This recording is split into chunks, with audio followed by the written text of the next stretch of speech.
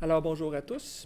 Aujourd'hui, on va parler, Jimmy et moi, de son projet. En fait, Jimmy est étudiant en histoire, pour dire en médecine. Ouais, Et- ça aurait été mieux, là, dans un sens, là, mais... Donc, Jimmy est étudiant en histoire à la maîtrise à l'Université de Sherbrooke et il a travaillé pour nous cet été.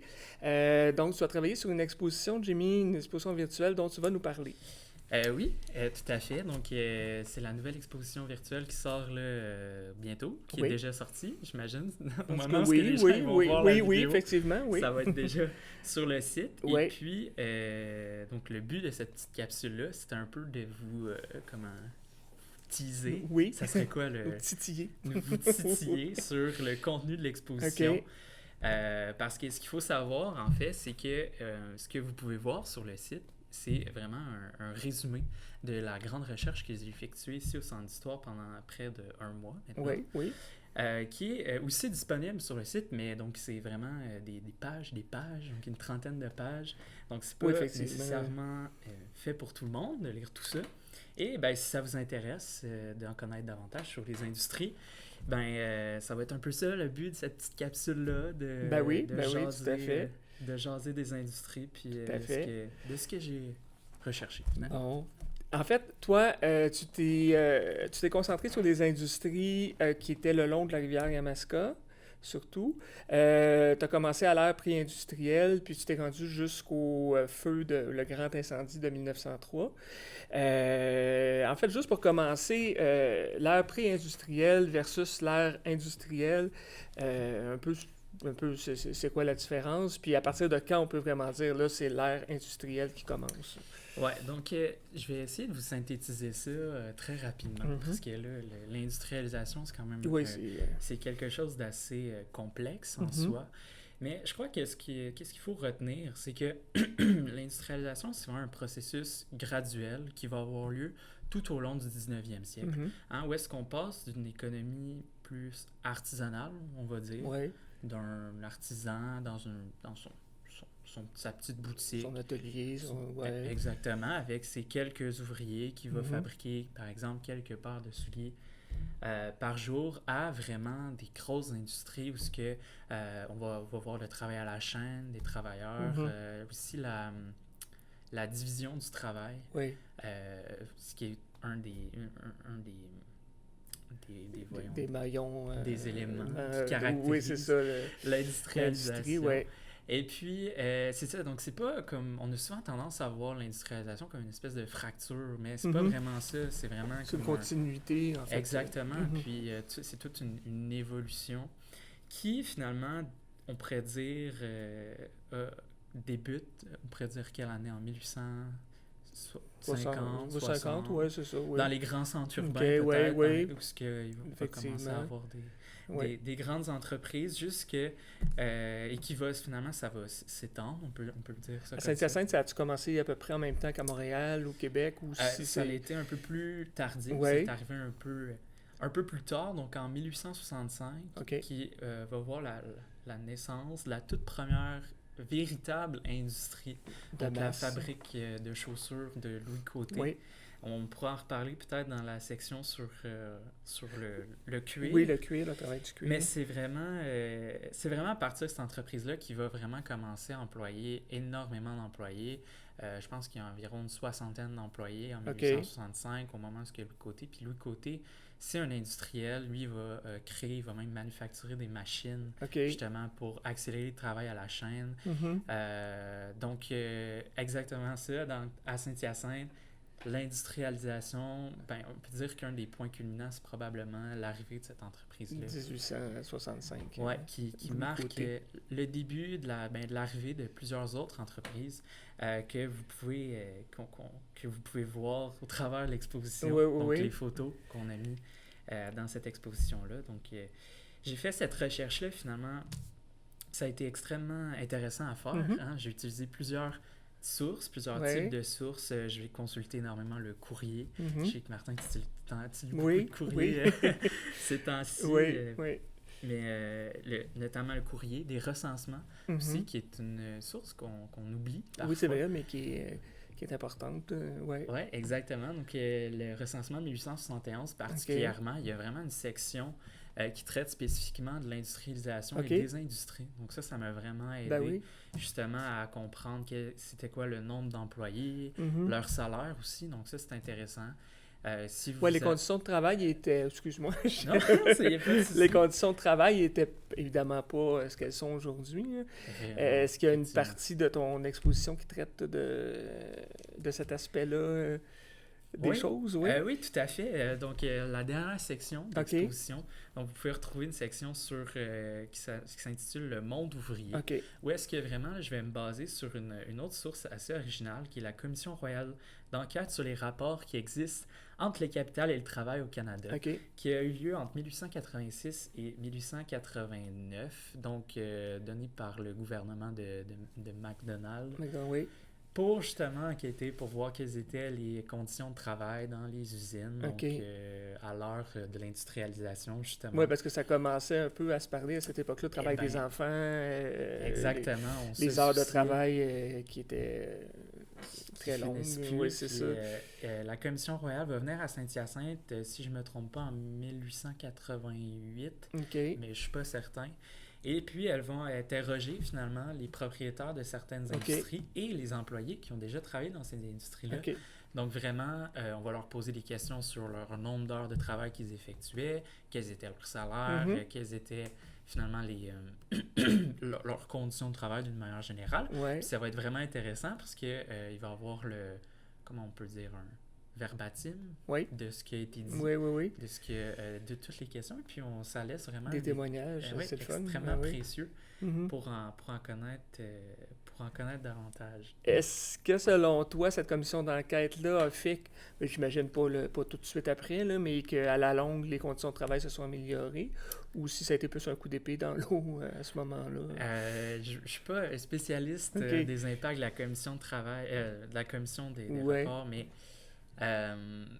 là, ce que j'ai cru comprendre, ça n'avait pas fait grand-chose OK. sur le moment, puis il va vraiment falloir attendre là, au 20e siècle. Oui, je pense que le travail des enfants, c'est plus au 20e siècle Oui. que ça a été interdit. Exactement. Mais bon, ça Mais prenait... de ce que je me souviens, le travail des enfants était interdit, je crois, c'est en bas de 14 ans. Oui. Mais je peut-être Oui, des il me semble que bêtises. c'est... Non, il me semble que c'est ça. Puis, pour qu'un enfant travaille, il fallait la permission Sont des des parents. Oui. Mais on s'en doute, évidemment, parfois, dans des milieux plus précaires, il pouvait arriver que les familles n'aient pas le choix Non, c'est ça. de faire travailler Donner leur la enfant, permission, mais parce que... Effectivement. Donc, Pour pouvoir oui, exact. joindre les deux bouts. Oui. Donc, on va parler des différents secteurs des industries qui t'ont intéressé. Oui. On va commencer par le secteur alimentaire. J'imagine que c'était surtout la farine, là, les moulins à farine. Oui, exactement. C'est la première section que vous pouvez retrouver dans mon exposition. C'est celle qui va parler des moulins à farine OK. qui a eu lieu, qui a eu non seulement sur les bords de la rivière Yamaska, mais Mhm. aussi au Rapide Plat. Qui est le début de Saint-Hyacinthe. Exactement. Je sais pas comment on pourrait dire où est-ce que c'est le Rapide Plat pour peut-être les gens qui savent pas c'est où. Le Rapide Plat, c'est vers Saint-Rosalie. C'est en allant vers Exactement. Saint-Rosalie. Ah oui. Si on longe la rivière Yamaska en allant vers Saint-Rosalie. C'est en aval de la rivière. Oui, c'est ça, finalement, parce que- exactement. Mais aujourd'hui, il n'y a presque plus rien là. Non, effectivement. Il reste encore des vestiges de... pour le bicentenaire de Saint-Hyacinthe, en 1948, on avait érigé un monument à la mémoire de Jacques-Hyacinthe Delorme. Il est encore là, le monument, mais il n'est pas facile à trouver. Non, effectivement, c'est pas un lieu qui a été beaucoup mis en valeur, c'est ça. Par la merci. suite, Ouais. parce que que j'ai découvert, entre guillemets, ce qui m'a quand même surpris, c'est Ouais. qu'à cet endroit-là, ben oui, c'est les débuts de la colonisation, donc c'est là qu'on voit vraiment les premiers moulins à scie. Mhm. Apparemment, il y a eu un moulin à farine, mais OK. dès les débuts de la colonisation, ce que je veux dire, mais on n'est pas certain de ça. Donc, OK. c'est Isidore Desnoyers. Oui. qui le mentionne, qui a un moulin à farine au c'est moment. un prêtre qui a fait l'histoire Exactement. des premières... Donc, c'est ça. Selon lui, il y en avait un, mais on n'est pas certain. Mais il y a eu toutes sortes d'autres industries. Donc, je pense qu'il y a eu un moulin à scie aussi à cet endroit-là qui profitait finalement de l'énergie de l'eau pour faire tourner ces bâtiments-là. Et puis, peut-être qu'on l'oublie souvent, mais il y a même eu une usine d'électricité qui a été établie à cet endroit-là. Donc, ça, c'est quelque chose qui il y a presque aucun vestige aujourd'hui. Puis, il y avait un barrage similaire à celui qu'on trouve aujourd'hui à la Cascade, mais qui était en fait... Mais j'ai vu récemment un film qui date de 1942, je pense, où on voit des jeunes filles, justement, l'industrie qu'on parlait tantôt, là, les chaussures côté, là, une des petites filles de ce monsieur-là, qui est avec des copines sur le barrage. Le barrage existe encore en 1942. Les gens allaient se baigner sur le barrage du rapide plat.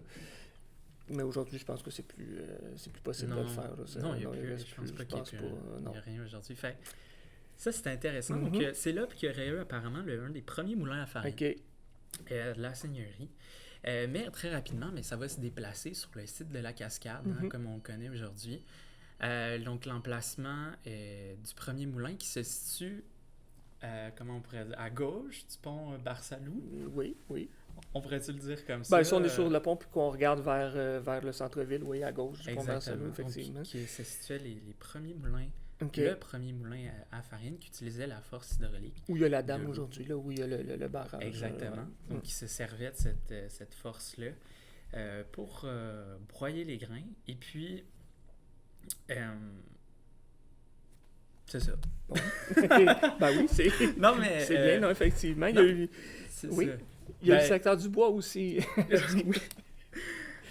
Oui, parce que c'est ce que j'allais dire, c'est que j'ai trouvé beaucoup d'informations sur ce secteur-là, donc que vous pouvez retrouver dans l'exposition. Oui, c'est ça, il ne faut pas tout dire. Il ne faut pas tout dire. Il faut aller voir l'exposition. Exactement. Puis, un autre des secteurs, exactement, le secteur du bois, qui est un autre secteur parce qu'on va retrouver des industries d'importance. Là, le bois qui a vraiment est lié à la colonisation. On ne veut pas quand les colons arrivaient sur le territoire pour défricher leurs terres, il fallait qu'il y ait une activité de coupe forestière au minimum.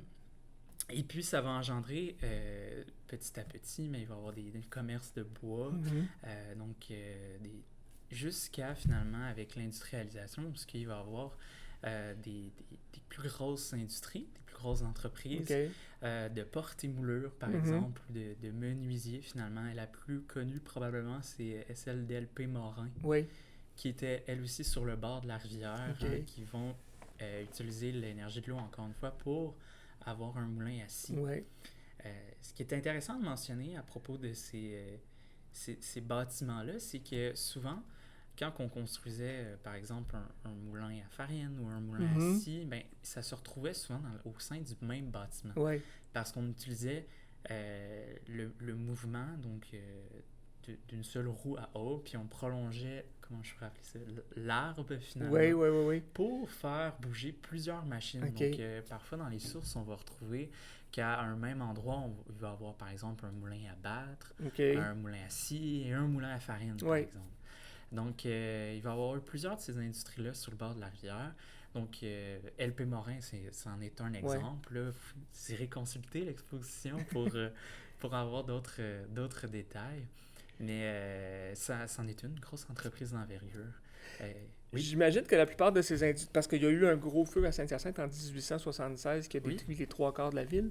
Donc, j'imagine qu'il y a beaucoup de ces industries-là qui sont disparues dans cet incendie. Ah, tout à fait. Il y a eu plusieurs incendies qui ont marqué Saint-Hyacinthe. Donc, 1876 qui est un des plus gros avec 1903. 1903 aussi, qui a quasiment rasé presque l'entièreté du bas de la ville, est-ce qu'on pourrait... en 1903, oui, tout à fait, Effectivement, ça l'a atteint les industries, veux pas, puisqu'il fallait tout reconstruire, mais d'une manière un peu paradoxale, on pourrait dire que ça a peut-être profité à ces industries-là de...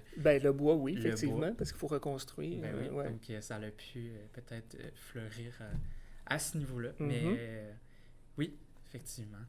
Il y a aussi l'industrie du fer. Oui, donc le fer est intimement lié, on pourrait dire comme ça, à l'exploitation de la terre OK, et oui. agricole. Pourquoi? Parce que tout simplement, les agriculteurs, quand ils vont avoir des outils en fer, des Ouais. machineries agricoles un peu plus tard, mais il faut Mhm. des gens qui les réparent, puis il Ouais. faut des gens qui les conçoivent aussi, ces machines Mhm. agricoles-là. Donc, dès les débuts de la colonisation, un peu comme le bois, un peu comme les moulins, donc au niveau plus artisanal, Ouais. on va retrouver des forgerons un peu partout en Ouais. campagne qui vont desservir une clientèle locale.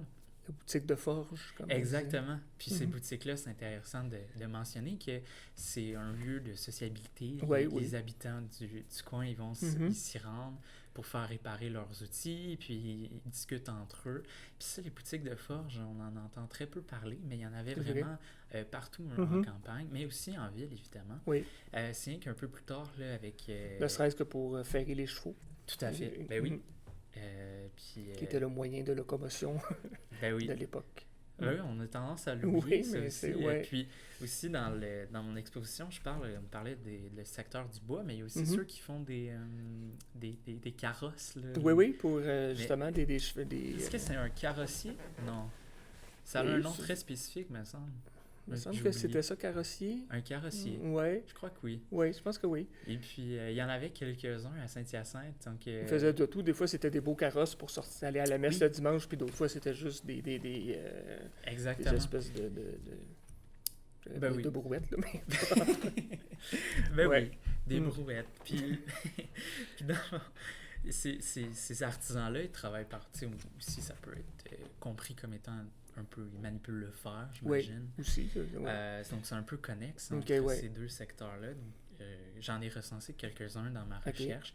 Il y en a un qui s'appelle Joseph Larivière, qui employait environ Ouais, une ça me dit dizaine quelque chose. d'employés Mhm. ici à Saint-Hyacinthe, puis qui fabriquait il y a une publicité qui disait des carrosses de toutes sortes, là, Ok. du plus élégant au plus modeste, Veste. disons-le comme ça. Et puis, j'ai oublié où est-ce que je m'en allais avec tout ça. Mais c'est pas grave, on s'en allait peut-être au prochain secteur, le Oui. secteur du cuir. Ça, c'est un secteur important pour Oui, Saint-Hyacinthe. exactement. Donc là, on tombe dans vraiment des secteurs qui ont vraiment marqué la ville, Ouais. puis pour vraiment longtemps. Mhm. C'est sûr que ça a vraiment, au 20e siècle, les secteurs du cuir et du textile, ça a marqué énormément Ouais. la ville de Saint-Hyacinthe. Peut-être Mhm. que certains de nos auditeurs, de ceux qui nous regardent, se rappellent peut-être Ouais. de la Penmans ou... Moi-même, je me rappelle de la Penman Oui, qui a cessé ses activités au début des années 80, mais je me Exactement. souviens encore de quand on arrivait sur la rue Cascade, le bout de la rue Cascade, c'était une vue imprenable sur un grand mur de briques oui, un qui était la immense Penman. bâtiment. Oui, c'est ça. Mais, donc, ma recherche, par exemple, se penchait beaucoup plus sur le 19e siècle. Oui. Donc, C'est soyez pas déçus si vous ne retrouvez pas des belles photos de la Penmans, parce que la Penmans arrive à Saint-Hyacinthe, si ma mémoire est bonne, je crois, en 1903. OK. Donc, je me suis vraiment concentré, c'est ça, dans L'an prochain, peut-être. l'an prochain, peut-être, Écoute. sur les toutes premières industries. Mhm. Donc, on a déjà parlé de la fabrique de chaussures de Louis Côté, mais il y Ouais. avait aussi des tanneurs, des tanneries, parce que pour justement confectionner des objets en cuir, que ce soit Ouais. des selles pour les chevaux, Mhm. des souliers ou des sacs, par exemple, ben, ça prenait ces autres types d'industries-là, Oui, donc oui, les oui. tanneries, qui s'apprêtent des pots de boucherie pour les traiter, Ouais. pour en faire du cuir. Donc, c'est un processus assez ardu, là. Oui, hein, je pense que c'était assez plusieurs étapes, puis des longues étapes aussi. Hein. Exactement, des longues étapes. Ça prenait du temps à faire du cuir. Mhm. Ça employait aussi beaucoup de produits chimiques. Puis ces industries-là, souvent, s'établissaient sur le bord de la rivière. Donc, pourquoi? C'est parce que c'est quelque chose qui m'a marqué Oui. dans ma recherche, c'est que il y a une étape il s'agit de nettoyer les pots. Donc, Ok. au tout début de l'étape, pour en retirer justement le sang et les saletés, les impuretés qu'il pouvait avoir dans la peau. Puis, ce qu'il faisait, c'était justement de les tremper dans le courant de la rivière pour justement enlever ces saletés-là. Donc, je pouvais pas m'empêcher d'imaginer les Ça ne impacts. ferait plus aujourd'hui. Non, Non. évidemment, il y a même une Mm. anecdote assez rigolote d'une tannerie, je crois que celle qui appartenait à un marchand de cuir, Victor Côté, Oui. qui justement était situé donc entre le pont Barsalou puis le pont de La Concorde. de la Concorde, Oui, merci. Morrison. Exactement. Puis qui finalement rejetait ses déchets, puis qu'il y a eu beaucoup de plaintes à cause que j'imagine. En aval de la rivière, C'est il y a ça. des habitations. Ben oui. Ben, il y a le quartier Christ-Roi, Oui, puis les gens ils se plaignaient justement que l'eau, elle devait être... Les odeurs aussi. Les odeurs, ça devait être Ouais. dégueulasse. On va le dire Disons-le. comme ça. Mais l'industrie, elle brûle dans le feu de 1876, donc il n'y a pas eu de problème. Ça a réglé le problème. Elle s'est-tu rebâtie après celle-là? Dans mes souvenirs, je crois que non. Non, ok. Je crois que non. Ben, la ville, je crois pas qu'elle aurait autorisé ça. Ouais. Surtout qu'il y a une autre tannerie d'ampleur, d'envergure, là, qui s'est établie, c'est celle de Duclos et Payan, qui, aussi, peut-être que certaines personnes s'en souviennent. Oui, c'est...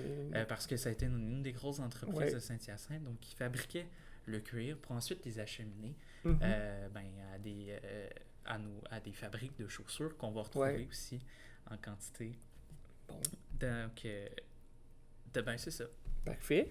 Il y a aussi, c'est connexe, le secteur du textile, donc les moulins à carder, les manufactures de laine. Ça aussi, c'est important, je pense, à Saint-Hyacinthe. Oui, tout à fait. Donc on pense entre autres là, pour vous là, à la E.T. Corset, par exemple, même si la E.T. Corset, elle arrive vraiment à la fin là, du 19e siècle. Mais moi, je me suis vraiment penché sur les toutes premières industries qui étaient là, donc peut-être avant la E.T. Corset. On pense à la compagnie manufacturière qui notamment appartenait à Georges Casimir Dessolles, un ancien seigneur. Ancien seigneur, ancien maire, ancien député. Exactement. Ancien sénateur, il a fait beaucoup de choses, monsieur. Il a fait énormément de choses, dont être un des actionnaires d'une des premières grosses entreprises de textile ici à Saint-Hyacinthe, donc la compagnie manufacturière. Mais j'ai aussi retracé la présence de moulins à carder, de moulins à fouler. Donc, pour les gens qui ne savent pas c'est quoi exactement un moulin à carder ou un moulin à fouler, c'est tout simplement pour peigner la laine. Donc, c'est vraiment un processus. Vous irez voir l'exposition si vous voulez plus de détails. Mais pour justement transformer la laine en fil, la peigner pour la tisser, pour ensuite créer des vêtements. Donc, on utilisait ce genre d'établissement-là à un moment, un peu comme les paysans allaient porter leur farine au moulin à grains pour en ressortir la farine. Ils allaient apporter parfois leur laine justement au moulin à fouler ou à carder pour justement carder la laine, puis pouvoir la tisser par la suite pour confectionner leurs vêtements. Donc, tout ça, ça va mener évidemment à de plus grosses entreprises de textiles, dont la E.T. Corset, qu'on connaît bien. On connaît bien, oui. Et finalement, un dernier secteur important pour Saint-Hyacinthe, et encore aujourd'hui, c'est les facteurs d'orgue. Bien, tout à fait. Hein. Moi, c'est quelque chose d'assez qui m'avait surpris parce que je crois qu'on ne met pas ça énormément de l'avant. Moi, je dis ça, mais je suis jeune, puis ça m'avait surpris qu'à Saint-Hyacinthe, les facteurs d'or, c'était quelque chose d'assez unique. Puis effectivement, il n'y a pas ça partout. Non, c'est vrai. C'est vrai, puis qu'il y en a eu tellement ici à Saint-Hyacinthe. Le premier, c'est Casavant, qui existe encore aujourd'hui. Tout à fait. Puis c'est assez fascinant de connaître son histoire, puis qu'est-ce qui l'a amené à venir s'établir ici à Saint-Hyacinthe et à développer une expertise dans la fabrication d'orgue. Puis là, je retrace ça dans l'exposition, donc si vous voulez aller voir, avec des belles photos, ce qu'on voit justement les travailleurs de chez Casavant, qui sont vraiment intéressantes, mais ce qu'on ignore peut-être, c'est que Casavant, c'est le nom facile, vu que c'est une des entreprises qui persiste toujours aujourd'hui, qui existe toujours. Mais il y a souvent les employés de chez Casavant, quand ils décidaient parfois de commencer leur propre entreprise. Donc, vraiment, ici à Saint-Hyacinthe, c'est un milieu unique. Il y a eu énormément de facteurs d'orgue. Ou disons Jacques et le Beautarien. Exactement. Puis on se souvient, par exemple, une des entreprises, donc celle de Zeb Brodeur, aussi facteur d'orgue, sur la rue Brodeur, qui peut-être nommé en l'honneur. Il faudrait vérifier, mais oui, c'est possible. Donc, c'est vraiment quelque chose d'assez unique et franchement intéressant d'en apprendre davantage. Ben, justement, avant de se laisser, là, je voulais te parler du côté de l'iconographie. Est-ce que tu as eu de la difficulté à trouver, étant donné que c'est une période où il n'y avait pas encore beaucoup de photographies, comment ça a été ta recherche d'images? Est-ce que... Oui, c'est une bonne question parce que ça a été assez difficile de trouver des Oui, images. Hein. j'imagine. Faut bien se douter. Avant Là, 1900, il y en a, mais il n'y en a pas c'est exactement. énormément. Donc, les photos que vous allez voir, c'est vraiment des photos uniques. Mhm.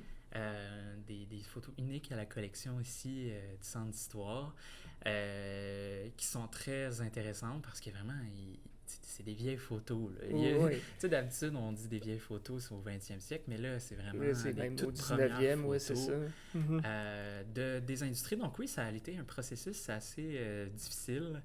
Il a fallu chercher dans les archives, il a fallu aussi... donc c'est ça, pour les trouver. Puis finalement, il n'y en a pas eu beaucoup. Non, Mais c'est ça. découragez-vous pas parce que dans l'exposition, T'en as trouvé quand même. j'en ai trouvé quand même. Puis il y a aussi d'autres images qu'on a été chercher Oui. d'ailleurs. Donc on a emprunté des images à la BANQ, par exemple, des images assez intéressantes. Oui. Puis j'ai aussi confectionné des cartes OK. de la ville de Saint-Hyacinthe, où ce que justement on voit les différentes industries. Mhm. Donc une carte que j'ai réalisée Ah, c'est intéressant, ça. Oui, que j'ai réalisée à l'aide d'un logiciel de cartographie OK. pour justement qu'on puisse facilement localiser des Oui, industries oui. en 1876. Mhm. Donc on identifie bien sur la carte certaines des industries. OK. Donc, c'est bien. allez voir tout ça. Ben oui, donc, merci beaucoup, Jimmy. Merci à toi. Cette merveilleuse exposition est donc sur notre site histoiredemasca.com. Dès maintenant, donc, vous n'avez qu'à vous y rendre et profiter de cette exposition. Ouais, puis merci beaucoup. Merci.